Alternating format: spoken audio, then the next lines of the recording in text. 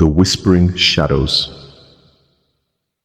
A cold wind howled through the abandoned mansion on Blackwood Hill.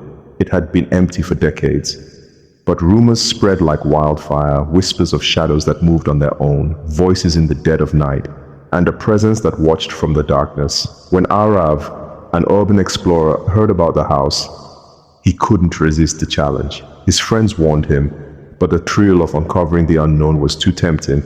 Armed with a flashlight and his camera, he stepped into the decaying structure. The air inside was heavy, thick with the scent of damp wood and something rotten.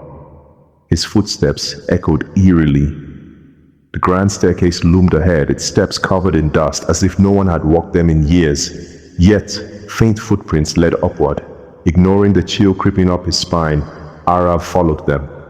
The second floor was darker, the air pressing against his skin. He turned a corner and froze.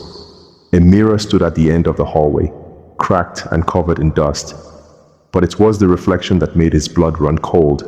A tall, shadowy figure stood behind him. Its hollow eyes gleamed, lips stretching into a grin too wide for any human. Aarav spun around. Nothing. His breath came in shallow gasps. "Just my imagination," he whispered. But the mirror told a different story. The figure had stepped closer. The whispering began. Low, guttural, ancient words slithered through the air. The walls groaned as if the house itself was alive. Aarav turned to run, but the hallway stretched impossibly long, the doors vanishing into darkness. Then he felt it. Cold fingers brushing his neck. A voice rasped, "You shouldn't have come."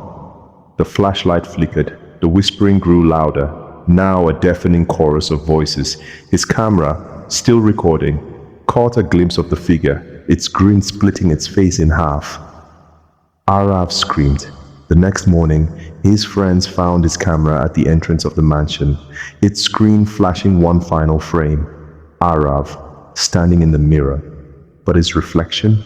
It was still grinning.